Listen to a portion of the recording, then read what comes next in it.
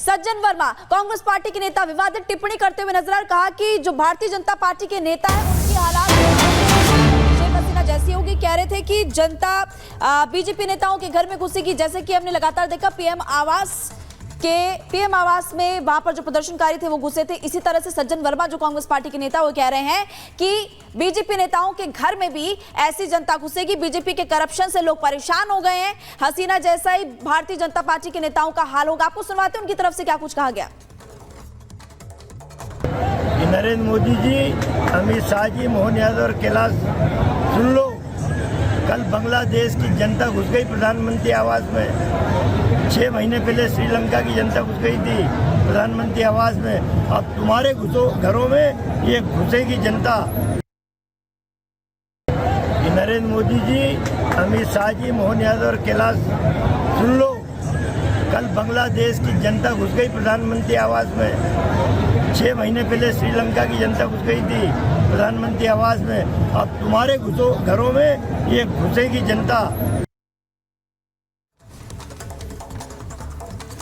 तो कांग्रेस की ओर से जिस तरह से लगातार बांग्लादेश को लेकर भारत से तुलना करते हुए बयान दिए जा रहे हैं, उस पर भारतीय जनता पार्टी के नेता भी हमलावर हैं। संबित पात्रा ने भी कांग्रेस को जवाब दिया है। एक तरफ सज्जन वर्मा, उसके पहले सलमान खुर्शीद ने बांग्लादेश को लेकर जो बयान दिया और कहा कि भारत में भी ऐसी स्थिति बन सकती है, उस पर संबित पात्रा भी कांग्रेस पर हमलावर है।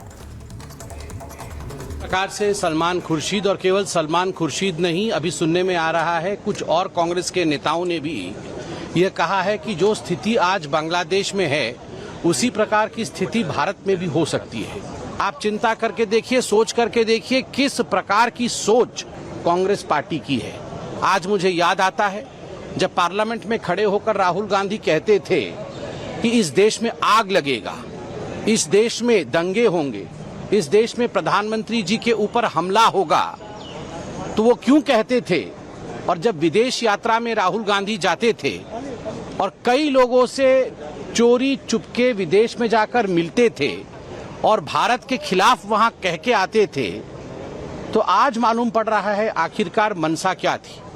यह बहुत ही गंभीर विषय है। बांग्लादेश वाले बयान पर पूछे गए सवाल पर रिपब्लिक भारत ने जब सलमान खुर्शीद से सवाल पूछा, जो कहा वो निजी कार्यक्रम में कहा, सलमान खुर्शीद ने फिलहाल टिप्पणी की। एक कार्यक्रम में सलमान खुर्शीद ने कहा था कि भारत में भी बांग्लादेश जैसे हालात हैं और भारत का सिस्टम इसे रोक रहा है, बांग्लादेश जैसा प्रसार नहीं हो रहा। आपको सुनवाते हैं उनकी तरफ से आखिर क्या कुछ कहा गया।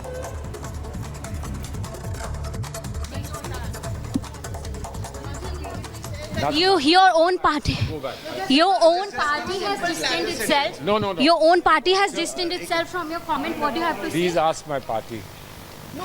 Do you think a comment like this? Why did you make a comment like this? Don't you think it undermines the image of your own country? What you're undermining is my freedom not to say something. You have to be. If you made such a comment in a public platform, You should not be going anywhere to people that you abuse all the time. Please. Salman ji, you made a comment about your country like this in a public platform. What do you have to say about this? I say whatever I say in public, never in private.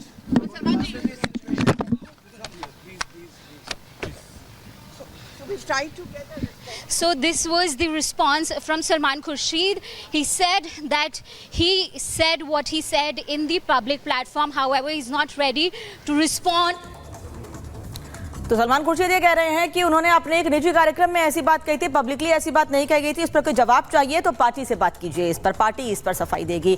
Ganesh हमारे साथ जुड़े हैं। गणेश, बयान नेता दे रहे हैं और वो कह रहे हैं कि पार्टी इस पर सफाई देगी, हमारी पार्टी से बातचीत कीजिए, जबकि पार्टी ऐसे बयानों से कई बार किनारा कर लेती है।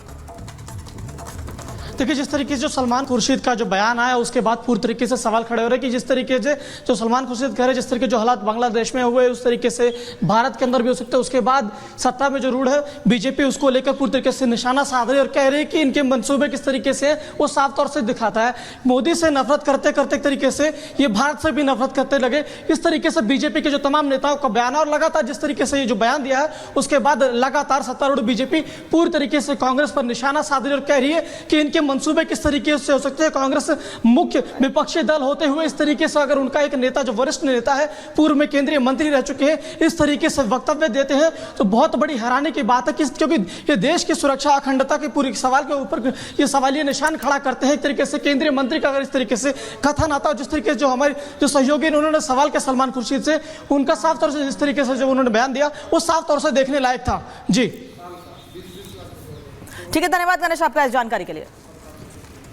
देखिए, लगातार आपको बता रहे हैं, इसी बीच आपको इस वक्त एक बड़ी खबर बता दें, आज ओलंपिक से अयोग्य घोषित कर दी गई है। बड़ी खबर आपको इस वक्त हम बता रहे हैं।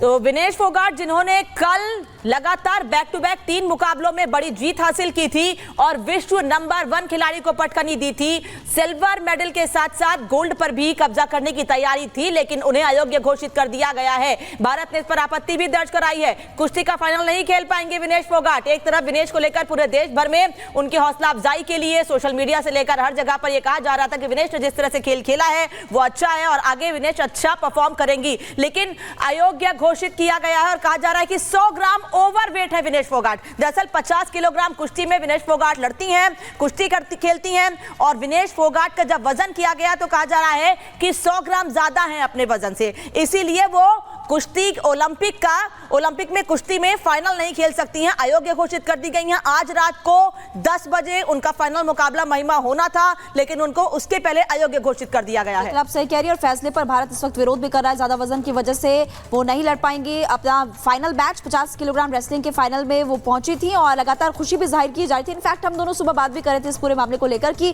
भारतवासियों में काफी ज्यादा खुशी है, लेकिन ज्यादा वजन के कारण अयोग्य उनको घोषित किया गया। लगातार भारत भी इसका विरोध करते हुए नजर आ रहा है।